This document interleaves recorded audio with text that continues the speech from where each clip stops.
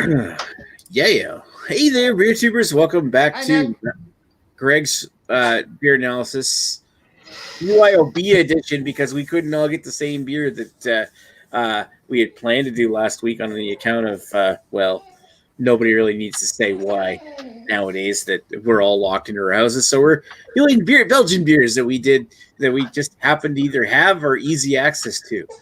So without further ado, let's get down to the panel we have with us tonight and visit Ashley Sexton. How you doing tonight, and what did you bring? I am doing great. Okay, we're showing our beer already. I brought the Art of Conversation, which is a barrel-aged Belgian spiced ale, and this is from our friends at Soda City. Nice. It's, what is it, 8.5%? Yeah, 8.5%. Very nice. All right, and let's move over to Craig, who's also talking to us from Kent County, is it, or Kent? Kent, yeah, it's the county, but yeah. Okay. Southeast England, yep, UK. Yep. All right, how you doing? What did you bring? Yeah, I'm doing good. I've got a beer from the brewery The Dole, and it's out of focus, of course. There we go. It's Tebby. I'm butchering that up, of course. It's a Belgian triple at 10% ABV. Neat. What kind of style is that? Like a quad? Oh, it's triple. Triple, yeah. And then there's the mad bitch on the front. Huh. Hence the strong triple. Yeah, it's so yeah, it's a 2017 vintage as well. So nice. Yeah. There you go. All right, and let's go over to Greg. Greg, how you doing tonight? And what beer did you bring? Well, as you might expect, Nick, I'm doing okay, all things considered. Hey, I'm not at home. I get to go to work into the cesspool every day. Yay. Because we're an essential service, even though we're not an essential service, not even close. Thanks, Ford. And I'm doing this right and doing the proper beer we're supposed to do this week. Trappist de Rochefort 8. Yeah, which I purchased before this pandemic happened because I planned my life ahead. No virus will stop beer analysis. Yeah. All right, so without further ado, tonight, so enjoy that. All right, let's go over to me and let Greg mute his microphone here so we don't hear the dog chewing like a child. I brought a Boulevard 6 glass quadruple 2018 bottle, which probably don't need to explain. It's a quadruple, so 10.5% ABV, 22 IBUs according to this. I bought this in late 2018. I think it showed up here in New Brunswick, and it actually has a best before date written on here of October 2019. But 10.5% Belgian quad better be good for 5 years at least. All right, so considering we have no comments there. I don't have any history to write. Anybody else want to talk for the time being? We're live. Yeah, I forgot. I can tell you what's written on the side of my bottle. It's a long story. Oh, right. Yeah, we were supposed to do histories and shit. Let's go. Okay, let's go over to Ashley. What's your history with the beer you brought, and why? I have no history with this whatsoever, and this was the first time I did an online order through Soda City. They have a deal if you get it over $100. Hopefully, my wife isn't watching this. If you get it over $100, you get free shipping. So I just kept on piling on the beers, and this was the last one I added, and it was just to get me right over the 100. And so I have no history with this beer whatsoever. Belgian spiced ale, sounded like it could be interesting and pretty complex, so I figured why not. And then it just so happens I couldn't get the Rochefort beer, so having a Belgian-inspired beer on hand didn't turn out to be a bad thing anyway. So that's my history with the beer. Oh, it's absolutely true. All right, let's go over to Craig, and I noticed you got a 2017 bottle of that. You must have some kind of history. Okay. No, I've just had it for ages. It's just been at the back of the fridge, and I went to my untapped kind of like fridge. So when I get something, I'll put it on there just so I've got a reference of what I've got. Otherwise, you just forget, or I do. And I was like, have I got any Belgian beers? Like, oh shit, that's been in there for 3 years. or a fair while. So I've had a few beers from this brewery. I can't remember offhand, probably 2 or 3 beers. They've done a Grand Reserve. I don't think it's a triple. It's probably a double or double, whatever you want to call it. But yeah, this brewery's producing pretty damn good stuff. They're in West Vlaanderen, part of Belgium. Triple. I think it's brewed with East Kent Goldings. That for I think is it for a bitter and hop. I did actually have a look. It just says Goldings. Sorry. Which is EKG. Yeah. Yeah. I'm pretty sure. I don't think there's any difference between them. Well, I mean, East Kent Goldings is for that. Obviously, everyone knows for that region, but everywhere else it's just called Goldings. So, so I think that's the hop, more of the bittering hop than anything else. So in Kent, we just call them Goldings. Well, if it's from Kent, they're called East Kent Goldings. Everywhere else is called Goldings. So, just saying. So yeah, I mean, you can age this one up to 3 years before the bittering hops fall off a bit, apparently. And this beer, considering it's still got hops in it, it can last up to 10 years in the bottle. So and it gets a little bit darker apparently in colour after that sort of time. But yeah, I've had no history of this beer. So yeah, we'll see how it goes. Yeah, I haven't had up to 10 years. Yeah, you can do apparently, but yeah, it's I've not had loads of triples. I've had about 10 different ones, not all from Belgium, but kind of like other sort of craft beer breweries that have had an attempt at doing a Belgian triple. So yeah, we'll see how this one goes.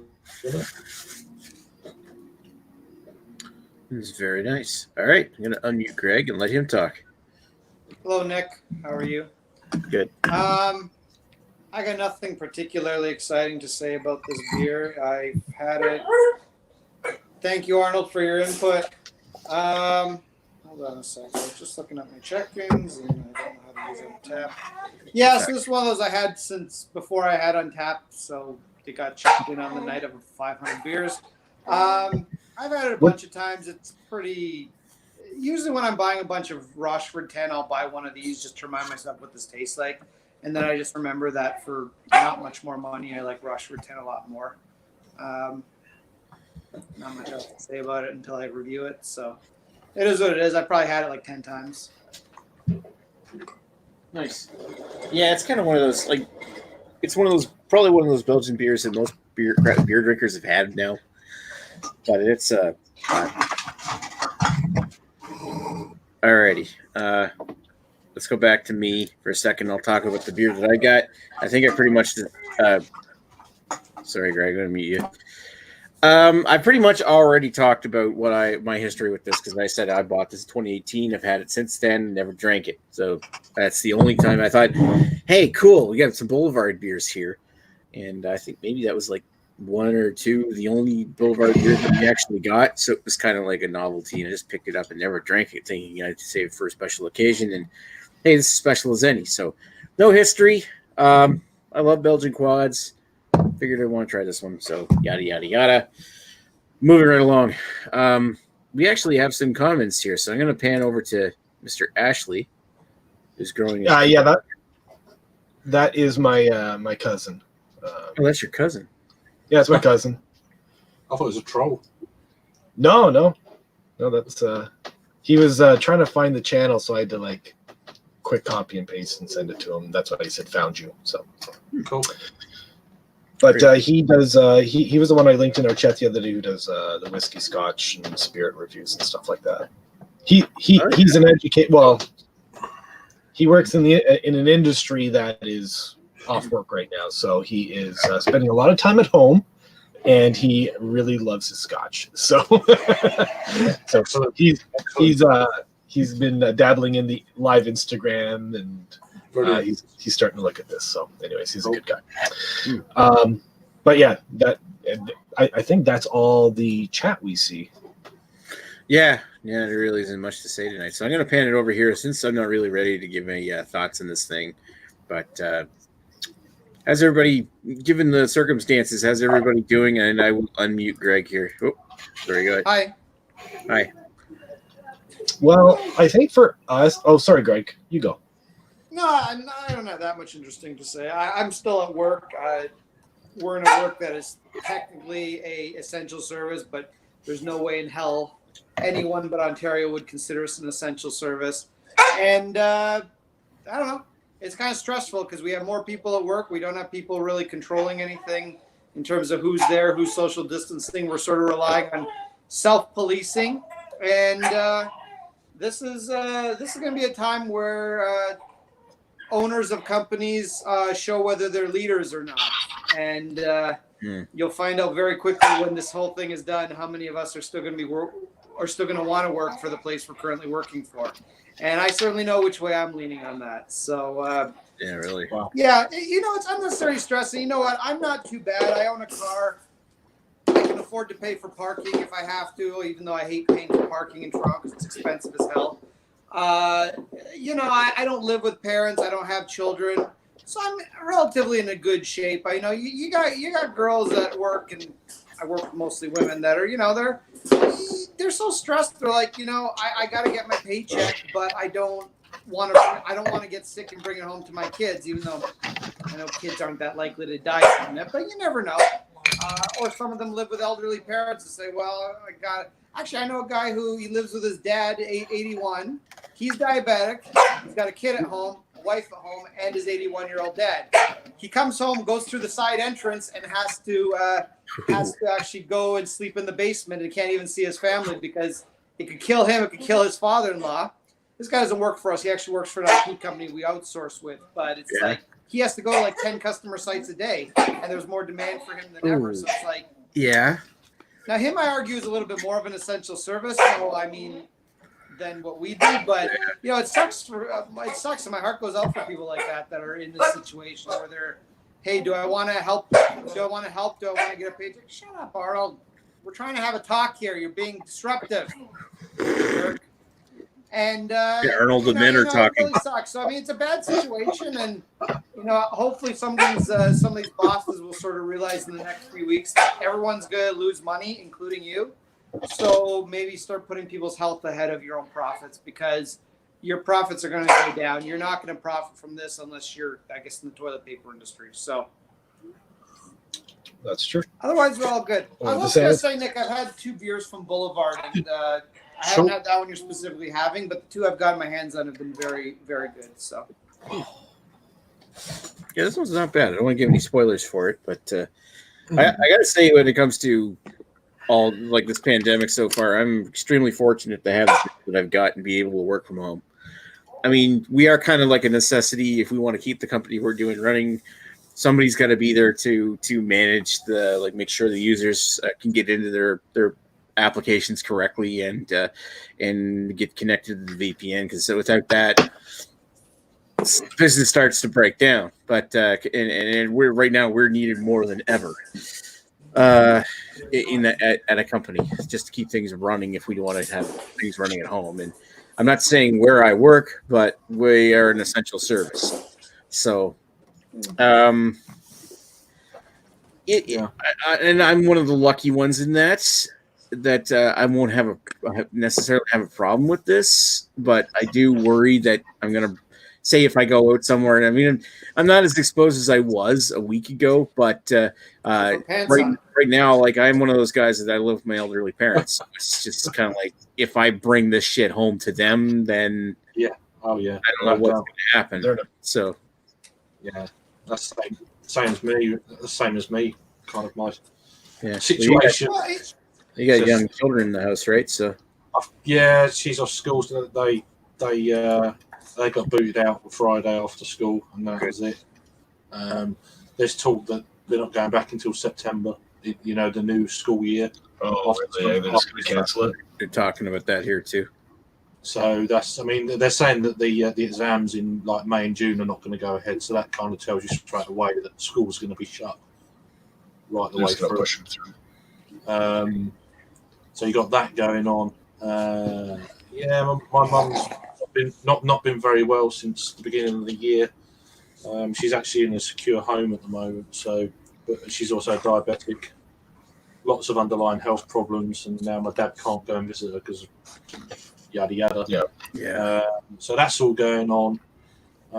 So now I'm a teacher for my daughter, and I'm also a carer for my missus because she's epileptic. So Yeah. bits going on, but you just got to be, do your shit, save lives, and don't be a dick. Simple. Yeah. Yeah. Right. Really. What we're being asked to do isn't that the No, staying, drinking beer and teaching your kids. It's like, yeah, it's like Stay like a real, drink beer. he's just like a real Do it for your filter. country. I've got a little hidden hip flask there and all that sort of thing. I just find it You know what a lot of the problem is for me, too, the is that, balance, like I'm Go ahead, Ash. Go ahead. Oh, I was going to say, so I'm fortunate that I was in a public sector job that couldn't do anymore because it's not essential. Mind you, my store was one of the last to close in my mall. Their doors still open. So we were pretty pissed that we were still there, because not because we were in any danger, because literally there was no one at the mall. But it was just the fact that we had to get up and get out the door and go, because it was pointless. It was a pointless maneuver, and we're trying to reckon why they decided to wait so long. But I mean, I'm fortunate in the sense that I'm at home. I'm for the right deal about the money. Trust me, yeah. With leases and stuff, if they close and they pay their rent, if they're forced to close, they don't. Yada yada, right? So, but I mean, I'm fortunate enough I was a store manager, because as of right now, I'm being paid through this pay period, next pay period. My part-timers, they got paid through last week and what was on the schedule for this week. And then same with my assistant managers. It looks like my assistant manager will get paid, but I mean, they're taking care of the senior positions and not so much the part-timers. But I honestly don't think it's going to be that much different amongst any retailers, because that's just the way retail is, unfortunately. Yeah, but really. For me at home, it's just trying to find out how to maintain 3 kids at 2 different age groups, and yeah. I mean, which isn't that it's not that bad, because I love kids, but yeah, sometimes it's like, I mean, there's only I give them detention to their room. I say, you're not coming out. Yeah, you detention to your room. I know, and it's tough because there's only X amount of devices in the house. I have my work computer here. Amy still works in the basement, so I mean, she's sequestered down there. You can't bother her. So, we only have X amount of computers and X amount of devices, and, the kids are using the computers to learn, but, Ethan can't do it by himself. And it's just a weird trying to figure out what the whole daily schedule is, because that's what the kids need, is a routine. And I thrive on a routine as well. So trying to figure out what that is the trickiest thing for me. Yeah, and also just finding your routine, you're so deeply entrenched in it, and not just shattered. Yeah. So and also determining when the most appropriate time is to have that first beer, because you don't want it to be too early, especially because I like 12 at 1 any a.m. time, it's anything after 10 a.m. I'm still working right now for my company, so at any time they can ask me to do anything. Jump on a conference call, do this, submit that, and I have to do it. So it's just like, okay, is it okay to have this a beer right after lunch? or I'm usually when it's my day off and I'm cooking dinner, I'm probably having a beer or two, and it's just I'm still working. So it's I mean, what time do you normally, if you was at work, what time do you finish your shift, then have a beer after, kind of thing? So actually, right now that I am technically on call for work 9 to 6 Monday through Friday, but essentially Saturday, Sunday if I had to. And usually if it was just a regular week, and if I was coming home, if my shift ended at 6, okay, let's just say that, I come home for 6:30. You know, I'm probably unpacking, having dinner, and then I have my a beer at like 7:30. Yeah. But if it's my day off, if I'm off and it's a weekday or a weekend, and it's probably like, I don't know, 3, 4 o'clock, have a beer. You know, making dinner with a beer. You know, like nothing gross. Like, 12 o'clock somewhere. You know. Yeah. So, you know, but That's what I do when I'm at work. yeah, well, I have little humans looking up to me like, oh, Daddy, what's a regular human being supposed to do? Drink beers. I like 11. Yeah, no, it's not the way it should go. Here's the question, Nash. On your days off, when do you normally have a beer? When do you first have your first beer? Well, that's what I was saying. Like on a day off or something like that. Like if it was a weekday, I obviously wouldn't have anything at all until the kids are home from school. Stuff's being put away, and I'm like starting dinner, right? But if it's like a Saturday or Sunday, I mean, we're not doing shit all day. We're not driving anywhere. Yeah, I feel very, at the moment. I feel very fortunate that I'm not in retail in a supermarket, but I was for 17 years. God bless them, man. I'm like that. I'm glad I'm not there. Yeah. Bless those people. World where you get paid for what you work, and it's it's not that. It's not the job. It's the exposure too, right? Exposure, yeah. Exposure. Absolutely, exposure. I don't know. Anyway, I'm about ready to talk about my beer. Yeah, now that we've depressed the hell out of everybody watching, hey, we got to face reality, right? We're just kind of curious. I don't think this is depressing at all. I think everyone's just it's impossible. It's worth talking about too, because I mean, right now we're doing a beer that we basically had to do something on like at last minute because we couldn't all get the beer because of this stupid virus. So we're affected by it too. So let's go to the Chinese worst way possible. Chinese virus. Let's not even get started. We'll save some Trump chat for the after chat, man, because I can't. All right. Let's save that stuff for the after chat, and I'll go to you, Ash. What do you think of the beer you got? Okay, so this is good. This is good. So this is a barrel aged Belgian spice ale. I didn't really know what to expect. I was probably thinking that it was going to be something a little bit more malt forward, a little bit more rich and sweet, and But what I got was actually the moment I popped it and I poured it, there was a definite like tartness and sourness to it. And I can get it off the aroma right away. And I was like, oh, okay, this is going to be a little surprising. So the aroma is very reminiscent of like Rodenbach Grand Cru. How it has that sort of balsamic-y type of acidity to it. Like those like cherry undertones, like those types of like super tart.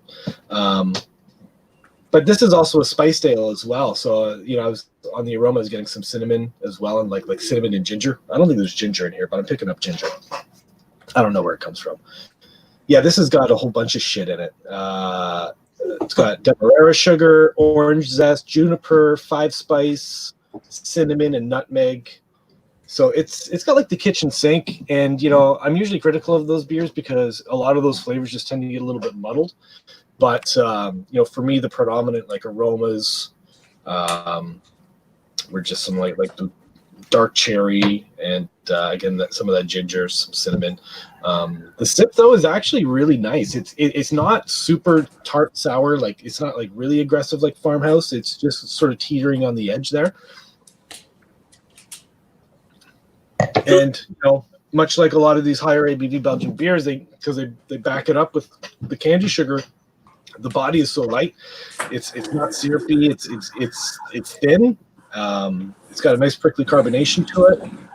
I get like a lot of like candied orange peel. Oh shit, we got a massive fire outside. Oh dear, that's not good. Sorry, keep talking, Ashley. So like on the sip, I get like candied orange peel. Again, I'm not picking up all those spices, but I think it's just too much. Like too much of the spice. It's just like kitchen sink theory. Just throw it all in, right? But this finish is so nicely dry, and it cuts that tartness.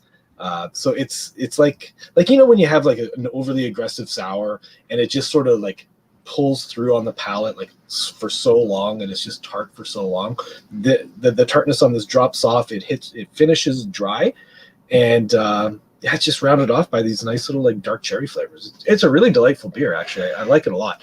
I wouldn't go so far as to say that it's like an overly like it's a spiced ale, because I'm only picking up maybe 2 spices, but it's a fun beer. I'll probably I have a little bit of this left. I'm gonna share this with Amy, which is actually what it suggests you do on the bottle. It says to share it with a friend or something like that. But I mean, I'm enjoying this. So I mean, we're just doing a rating for personal preference, right? Yeah. Or pretty much. yeah, okay, yeah. Because I honestly don't know. A barrel aged Belgian spiced ale. I've probably had one, so barrel aged. Style and overall enjoyment, sorry. But yeah. We're not really doing math here. That's why it's drying out and I'm getting those tans. It's because it's barrel aged. So okay, forgot about that part. Overall enjoyment, I'm going to give this a solid 8.75. I'm having a fun time with this beer. This is a good one. And again, this is I don't know if Dolph is still watching. This is the Art of Conversation by Soda City. It's a barrel-aged spiced ale. Cheers. Cheers. It sort of does look like muddy poo-poo water, though. It's like murky. It's murky. Beers do. Yeah, murky brown with a touch of red. All right, move on. Okay, Craig, what do you think of your beer? Oh, it's I mean, it's 10%, and there's not really any kind of alcohol burn or anything like that. It's really kind of well balanced. The head retention on it's really damn good as well, which is quite impressive. Aroma's like really sweet. Shut up, Greg. Aroma's really sweet, like candied sugar, but then also like there's a very kind of like honey kind of. It's not honey on the taste, but on the aroma, it comes across as like honey, like wildflower nectar, that kind of thing, with that kind of Belgian esque kind of yeast profile, which you kind of expect. It's just a very well balanced beer. It's not crazy bitter. It's not crazy sweet. It's really damn good. It's very drinkable. It's very approachable for a 10%. But it's one of them beers you sit back, you drink it, it's like you just want to like really enjoy it for what it is. And it's just a fabulous beer. Really, it's there's not much else to say about it really. It's actually got better from when I actually done the review before we come on to now. It's not, it hasn't warmed up or anything because I've took it out of the fridge like 3 hours ago. So it's not temperature driven. It's just more, I think it's just the palate kind of, you do a review for 10 minutes or so. And then even after that, it just seems to change. Your palate really kind of acclimatizes to it and all that sort of jazz. And, but yeah, it's pretty damn impressive. So I'm giving this a 9 for my preference of it. It's a good triple for sure. Very nice. I might have to get some more of this thing. So if you can find it in time. Was it relatively priced? Collapse to society, I think I was actually given this beer a few years back. So yeah, I need to source this beer when shit gets sorted out. Hopefully. Who sent this to me? Yeah. So, but yeah, it's I like the label as well. It's pretty. That is pretty neat. Mad bitch on the front. So. Mad bitch. Mad bitch. It's like the mom in the Eyrie or something, like in Game of Thrones, the one that. It just. I don't know what the chin is about and all that sort of carry on, but yeah, it's pretty interesting stuff. But yeah, and it's, all their bottles have got this like bow tie thing on the neck, which is their, So it kind of looks like John Anderson. Yes. Yeah, it's one of their kind of logo things. All of their beers have got it in different colours depending on what the general theme of the label below is. But yeah, it's pretty good. It's like all their beers I've had 3 or 4, and they've all been like banging. So yeah, I don't know if they get to the other side where you guys are or not, but if you can look for it and potentially somewhere might have it, then any of their beers, just buy one, because they might be pricey, but Probably better luck out west than out east. right, yeah. For whatever reason, it seems like the west gets a lot more. Yeah, it's weird how that works, isn't it? It's like it's further away, but they get more. It's like, They get more. Laxer rules. Yeah, maybe Calgary, maybe where West Coast Nick is about, or wherever. Yeah, he's in Calgary. Yeah. So, yeah. All right. Nice. All right, let's move along. Greg, are you back yet? Yeah. Oh, hang on. No. He's sitting on the fence. He's there. Okay. There you go. You saw my dog prison, which I've let him out of now. And we got pardon the emergency vehicles that come by because there's a bunch of fire trucks that are just going by to deal with that fire over there. Can you actually see the fire from your place? Is it an insurance job? Insurance job. Oh, this is great. Beer Analysis 101, folks. This is such a profession. Yeah. This is Beer Analysis 101 live on scene. Wow. It looks like they've extinguished it because it was black before. Yeah, oh my God! Cool brewery's on fire. Oh man, yeah, no more free beer for me. Cool Brewing is right there, and the fire is over there. It's a lot further away from Cool Beer. There's some loud guy with a car doing something. It's not that center where I went on a date with your wife. Dog shit everywhere.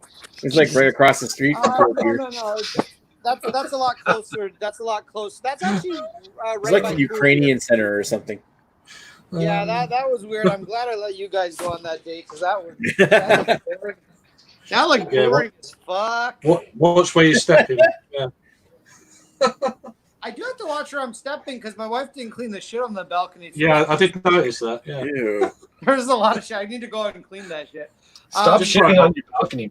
All right, the dog is socially isolated. And I haven't taught him to just shit over the balcony yet, so he just does it on the balcony floor. Gross. We all know it's you. Clean it up, and then the rain comes and washes it every now and then. It all goes on the neighbors below us. Yeah. You want to do a red beer just over the edge? Yeah. You know? To just flick it. Greg, it's a pretty busy street below. Greg, I know you're dealing with some tough shit right now. You talk about your beer. Yeah, there's not much to talk about this beer. It's way too chocolatey for my taste, and kind of has a bit of a sort of that bitter coinish taste. For lack of a better term, kind of you get some from IPAs. I don't get most of the stuff I want in this kind of beer. I don't get any banana. I don't get any sweet sugars. I don't get really any dark fruits or anything. I mean, and I've had this beer aged, and it doesn't really respond that well to age anyway, at least not in my experience. So I really don't like this beer very much. And like I say, for what it costs, like I think the Rochefort 10 is less than $1 more a bottle, and I would get that every single time over this. The only time I see this buying this again is if Nick actually wants to do a serious analysis about it. So things get better. So I don't know. It's I'm just gonna go style and personal enjoyment 6.5 for both. I'm not really. Wow. That's probably actually a little generous. What the hell did Rochefort do to you? What's that? The hell did Rochefort do to you? Yeah, I like Rochefort 10. I just don't happen to like this beer very much. I think I even like Rochefort 6. I think I had one of those recently. I think I liked it. But no, this one I just don't dig all that much. And I don't know, it just doesn't have any of the Belgian flavors I actually enjoy. So. Yeah, it's all down to preference of these Belgian beers. There's one for everyone. So. If you like sort of a really chocolatey, sorry for the emergency vehicle, is just going to go save somebody. If you like more of the dark baker's chocolate, because that's what this is, not like you milk chocolate. Ooh, pardon me. You'd probably like this quite a bit, and I'm sure everyone's had it, so you can make your own decision. But I don't dig this very much. Makes me very burpy too. It's like almost like what the hell did Rochefort 8 do to you? Yeah. Seriously. Yeah. Gave you a virus or something. I remember when Joe was Corona. alive. When Joe was alive, he used to love the 8.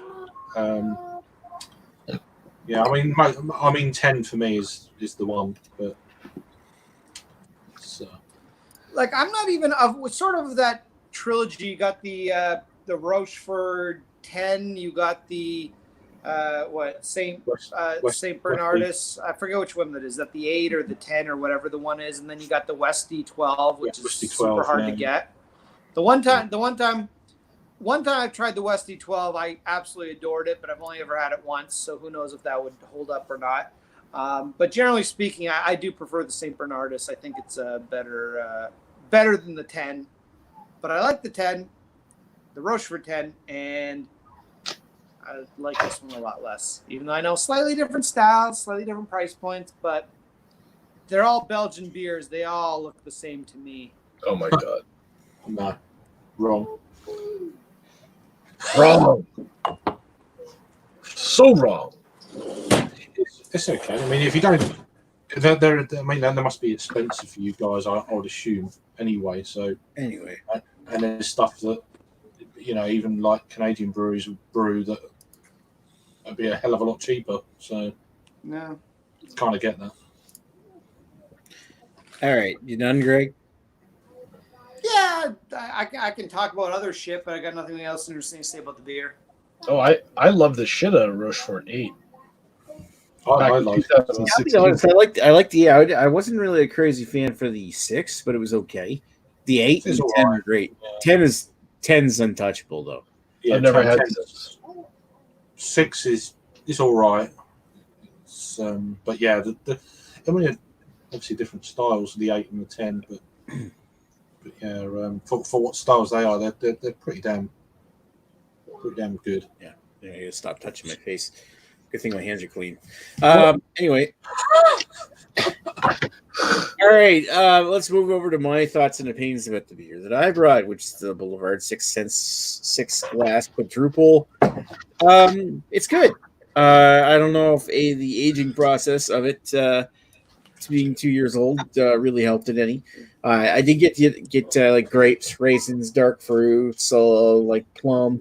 There's a little bit of like a honey in there, candy sugar. There's cinnamon, clove, spices, not a whole lot.